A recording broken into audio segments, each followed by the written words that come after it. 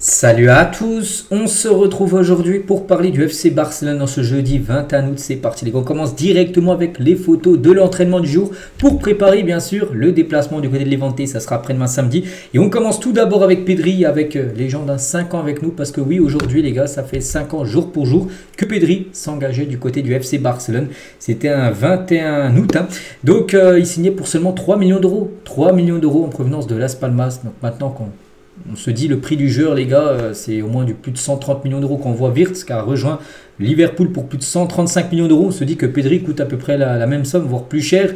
Donc bon, le Barça ne veut pas du tout vendre Pedri bien sûr, mais voilà, seulement 3 millions d'euros, il avait été acheté il y a 5 ans. Et maintenant c'est un cadre hein, bien sûr de l'équipe première, on le sait tous, Pedri. On continue avec les autres photos de l'entraînement. Bien sûr, Lamine Yamal, on peut voir là, ça doit être Hector Ford de dos, hein, je ne me trompe pas, avec Araujo. On peut voir de nouveau Lamine Yamal avec Dro, peut-être, je crois que ça doit être lui. Donc Rashford avec bien sûr Jules Koundé ou, bon c'est la même photo que tout à l'heure, ou Chesney bien sûr, le gardien. Polonais. On continue cette fois-ci avec le programme. Donc là on est le 21, donc prochain match le 23, 21h30. Hein. N'oubliez pas après-demain. Du côté de Levante, on va en parler un peu aujourd'hui, on en parlera un peu plus demain et encore plus samedi bien sûr en faisant l'avant-match. Et ensuite encore un déplacement, parce qu'on savait de toute façon les 3 premières journées se jouent à l'extérieur. Ensuite ça sera à Madrid. Du côté du Rayo Vallecano, parce que oui le Rayo Vallecano c'est dans la banlieue de Madrid. Voilà tout simplement. Et après ça sera la trêve. Puis après enfin normalement, parce que c'est pas encore sûr. Enfin, ça sera bien à Barcelone, mais on espère au Camp Nou. Mais comme j'ai dit, c'est pas encore sûr hein, ce 4e match qui se joue au Camp Nou, parce qu'à ce stade, hein, accueillir le match de Valence au Camp Nou, donc c'est quand le 14 septembre prochain, dans un peu moins d'un mois, et ben nécessite un miracle. Voilà, c'est fou les gars, on a l'impression à chaque fois on est proche de, enfin le Barça est proche de faire le retour, puis non, en fait non, c'est pas possible. Rien n'est encore officiel, le club n'ayant pas baissé encore les bras parce qu'il faut encore beaucoup de garanties par rapport à tout, par rapport à la sécurité, si tout est ok. Et pour l'instant, c'est pas bon. Pour l'instant, ça patine. Hein. Et le Barça a maintenant repoussé sa date de retour au Spotify Camp Nou à 3 reprises. Donc déjà de base, ça devait être novembre 2024. Communiqué officiel novembre 2024. Le Barça reviendra au Camp Nou. On n'a pas pu se faire. Hein. Regardez, ça va bientôt faire 1 an. Et le Barça n'est toujours pas de retour. Ensuite, ça devait être août 2025. Enfin, c'est début de saison là. Normalement, début de saison, les premiers matchs auraient dû jouer là. Ça n'a pas pu se faire, du coup les 3 premières journées sont jouées à l'extérieur. Septembre 2025, donc là le 14, et du coup on est plus sûr maintenant que ça se jouera en septembre 2025, le retour au Camp Nou. Donc j'ai dit, hein, là, le plan B serait du côté du stade Montjuïc, voilà. Ou même j'ai même pu voir une alternative, ce serait le stade de Gérone. Le stade de Gérone pourrait être le stade à domicile pendant certains matchs du FC Barcelone. Voilà, c'est quand même une catastrophe ce qui se passe. Il faut arrêter de donner des dates. Ça sert à rien de donner des dates à chaque fois officielles pour que ce ne soit pas respecté. Voilà actuellement la situation. Concernant le Spotify Camp Nou, vivement comme qu'il soit fini comme ça 100%, qu'il n'y a plus de problème. Ça sera comme dans 2 ans lors de l'été 2027. On continue cette fois-ci avec la une du journal Mundo Deportivo.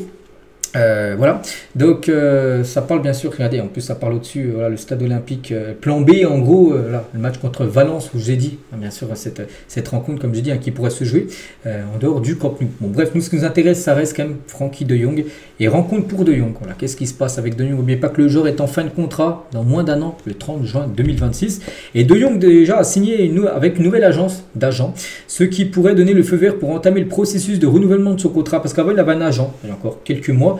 Il a cassé son contrat avec cet ancien agent, puis il est passé avec un nouveau agent. Et là, le nouvel agent est beaucoup plus... enfin, tu peux plus parler avec lui que l'ancien agent. Ben voilà, c'était plus compliqué le dialogue. Donc là, on pense que tout va s'accélérer par rapport à la prolongation de Frenkie de Jong. Et de Jong devrait gagner 9 millions d'euros net et renouveler son contrat jusqu'en 2028. Du coup, un nouveau contrat de 2 ans et une option d'année supplémentaire. Du coup, peut-être 2 ans de contrat, plus même voire 3 ans jusqu'en 2029 si l'année d'option est levée. Et à noter, il va toucher 9 millions d'euros net. Hein, ça sera moins avec son nouveau contrat. Il touchait plus en net, hein, bien sûr. Donc, il va revoir un peu son salaire à la baisse. Bon, après, il restera comme l'un des plus gros salaires hein, du club, bien sûr. Frenkie de Jong, mais voilà, tout devrait s'accélérer hein, concernant Frenkie. Et l'autre une, hein, donc là, ça parle Mundo, donc de Jong, et concernant sport, ça parle plutôt de Marc Casado. Ça a déjà parlé hier, mais voilà. Hein, vous pouvez voir, hein, 30 millions pour Casado, en gros 30 millions pour Marc Casado. Donc Casado ne veut pas quitter le Barça, mais on lui a déjà dit hein, qu'il aurait à peine des minutes cette saison. Voilà, après il peut rester au Barça, il n'y a aucun souci, mais son temps de jeu sera très faible. Il y a certainement de Siflik qui est déjà parti lui voir voilà, pour lui dire si vraiment tu vas avoir du temps de jeu, ça ne sera pas ici que tu en auras.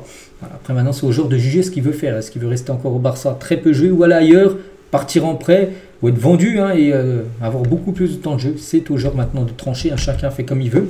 Et le Barça a dit à Casado qu'il n'aurait pas beaucoup de temps de jeu, mais il ne veut toujours pas quitter le club. Pour l'instant, lui souhaite rester au Barça. Bon, on verra, il reste encore 10 jours de mercato, n'oubliez pas que ça se termine le 1er septembre à minuit. Et il peut se passer encore beaucoup de choses concernant Marc Casado. C'est dommage parce que ce joueur, quand il avait rejoint l'équipe première, donc l'été 2024, ou la saison avant, il était capitaine de l'équipe B, il avait joué pas mal. Puis après, il s'est blessé. Et depuis qu'il s'est blessé, après il est revenu. Puis il y avait De Jong après aussi qui était, même parce que lui, puis De Jong avait repris sa place de titulaire. Lui, du coup, avait perdu sa place, vu qu'en plus il a une blessure. Et depuis, il n'a jamais réussi à réintroduire, introduit, on va dire, dans le groupe, Marc Casado.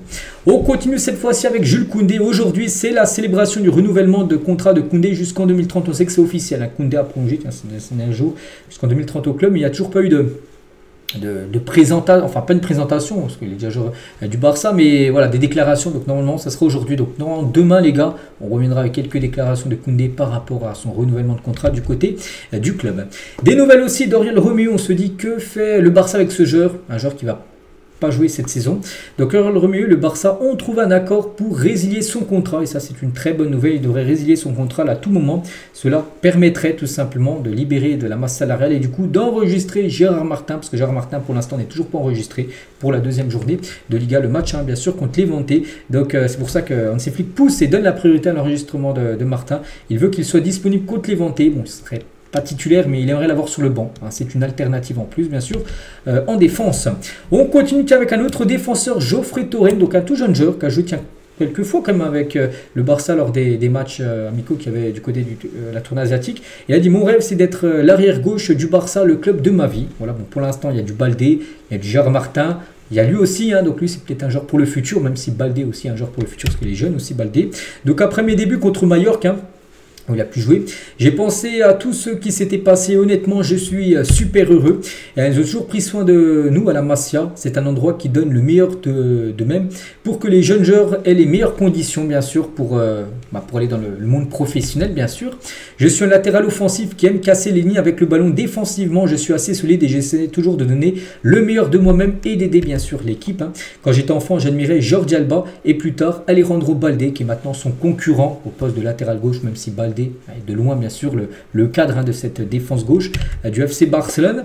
Donc après mes débuts, j'ai reçu beaucoup de messages de félicitations par rapport à ces débuts. En gros, je suis allé voir toute la famille, les grands-parents, les frères et sœurs, les parents et aussi les amis, et ils étaient très heureux de me voir. Ils m'ont serré dans leurs bras, ils m'ont dit à quel point ils étaient fiers en gros que leur fils sorti de la Masia, parce que tous ceux qui sortent de la Masia ne finissent pas pro les gars. Il y en a beaucoup qui sortent de la Masia et du coup ils partent parce qu'en gros ils sont pas retenus parce qu'ils n'ont pas le niveau. Donc il faut être vraiment un très gros élément de la Masia pour finir en équipe première. Donc c'est pour ça que ses parents étaient très fiers, parce qu'il y a eu beaucoup de boulot bien sûr pour être l'un des meilleurs joueurs de la Masia pour après être en équipe pro.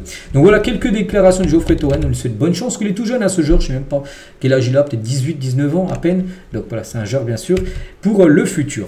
On continue avec Robert Lewandowski. Donc aujourd'hui, journée très spéciale pour l'attaquant polonais, parce qu'aujourd'hui, en ce 21 août, c'est son anniversaire. Lewandowski fête aujourd'hui ses 37 ans.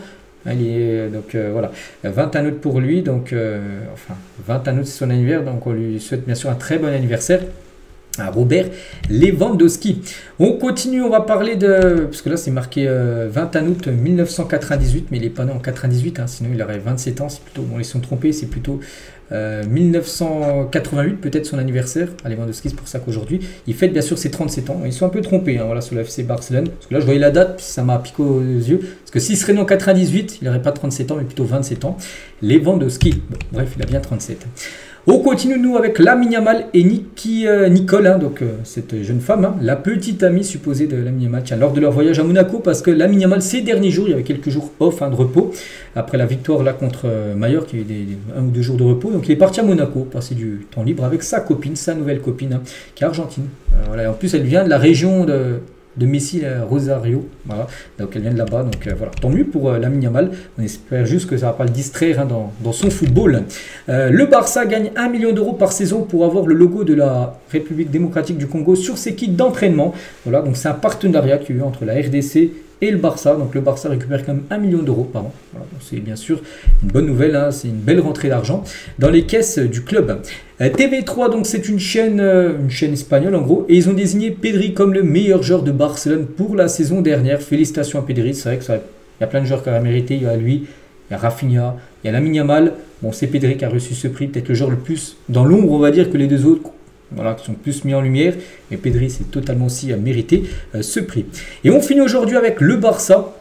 Et l'équipe qui a aligné son 11 de départ avec la moyenne d'âge la plus jeune pour cette première journée de Liga contre Mallorca. La moyenne d'âge du Barça, c'était 23 ans et 262 jours. On peut voir la deuxième équipe, c'est le Real Madrid. Deuxième plus jeune 11, c'était 25 ans et 213 jours. Mais on peut voir quand même 2 ans d'écart. Après, regardez, 25 ans, là, c'est en espace de jours, en gros, que ça sépare. Alors que là, le premier et le deuxième, c'est en espace d'années, c'est 2 ans.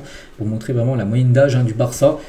Elle est très basse, les gars, seulement 23 ans et 262 jours. C'est quand même un âge très bas. Donc, c'est pour vous montrer vraiment le futur quand même doré voilà, du FC Barcelone. Donc voilà les gars ce qu'il y a à dire aujourd'hui. J'espère que ça vous a plu. On se retrouve nous demain bien sûr, demain vendredi. Et on continuera à parler bien sûr de ce déplacement du côté de Levante qu'on a un peu parlé aujourd'hui. Mais je pense demain il y aura encore plus d'infos. Et bonne journée à vous et à demain.